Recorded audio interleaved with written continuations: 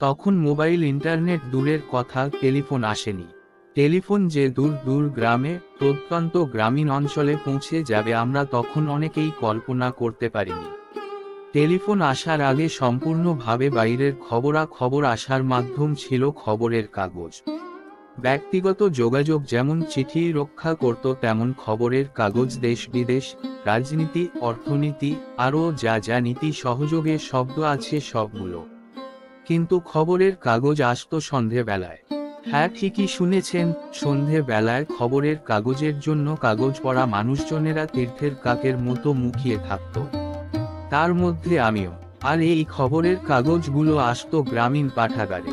তবে খুব বেশি সংখ্যক নয়, সামান্য সংখ্যক খবরের কাগজ এই সব পাঠাগারে আসতো, আর আমরা এক এক করে নিয়ে গোগ্রাসে গিলতে থাকতাম। তবে কেউ কেউ নিজের জন্যে পেপার নিতেন, কিন্তু আমাদের মতো যারা নিজের জন্য পেপার নেয়ার সামর্থ্য থাকতো না, তারা এই পাঠাগারে ভরসায় থাকতাম। অন্যান্য মরশুমে কথা ছেড়েই দিলাম, কিন্তু বর্ষাকালে ও বাদ যেত না। গ্রামের রাস্তা, একেই বর্ষাকাল। গ্রামের রাস্তা মানেই মাটির রাস্তা। বর্ষাকালে মাটির রাস্তার কি অবস্থা হয় সবাই জানে। পিচ্ছিল হয়ে গর্তে গর্তে জল জমে 1-4 কিলোমিটার রাস্তা ছাতা মাথায় দিয়ে পাঠাগারে পৌঁছাতো পেপার পিপাসী পাঠক। আমিও লাইনে ছিলাম। পাঠাগারের জন্য কয়েকটা খবরের কাগজ আসতো, কিন্তু পাঠকের সংখ্যা অনেক বেশি। অগত্যা কি আর করা যাবে, পেপারগুলোর এক একটা পাতা খুলে নিয়ে পড়া শুরু হয়ে যেত। পাঠাগারে কোন পেপার বা খবরের কাগজ আসবে আর কোনটা কোনোদিন যাতে না আসে, তার জন্য পাঠকদের মধ্যে রাজনীতিক কণ্ঠস্বর শুনেছি। কারা শুনেছি? আমরা। কারা বলেছে?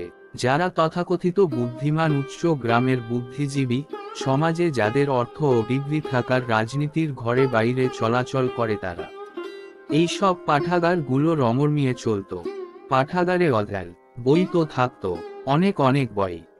থাক বই, কত বিচিত্র বই। আমি পাঠাগারে অনেক দিন শুধু বই পড়ার জন্য গিয়েছি। তখনও পাঠাগারের সদস্য হওয়া হয়ে ওঠেনি।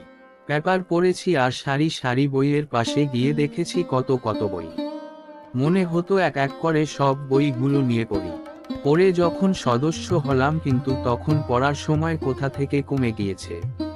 পাঠাগার থেকে বই তুলে নিয়ে গিয়ে অনেক দিন পর পর বইগুলি ফেরত দিতাম। কিন্তু পাঠাগার খবরের কাগজ পড়ার জন্য টানত। এই সব পাঠাগারে বোর্ড গঠন করতে সদস্যদের মধ্যে ভোটাভুটি হয়েছে। আর এই ভোটের জন্য মানুষজনের কি আবেগ। পড়ে পড়ে শেষ যখন যোগাযোগ ব্যবস্থায় এগিয়ে চলল, তখন মানুষের হাতের অফুরন্ত সময় কমতে কমতে একেবারে কমে গেল। পাঠাগারগুলো ভেঙে পড়ার কারণ শুধু এই টেলিফোন বা মোবাইল নয়, আরও কম বেশি কারণ থাকতে পারে। কিন্তু সেসব পেরিয়ে আজ তার এই অবস্থা। গ্রামীণ পাঠাগারগুলো আমাদের গ্রামে, প্রত্যন্ত অঞ্চলে এক একটা সম্পদ ছিল।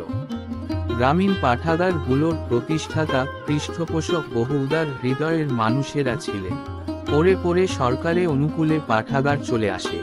আজ পাঠাগারগুলো এক এক বন্ধ দরজা, ভাঙা দরজা জানলা, দেয়ালগুলোর ইট খুলে খুলে পড়ছে।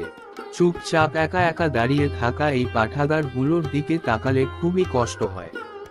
লাইক ও শেয়ার করে অন্যকে দেখার সুযোগ করে দিন ও চ্যানেলটি সাবস্ক্রাইবও করে রাখুন আরও এরকম ভিডিও দেখার জন্য।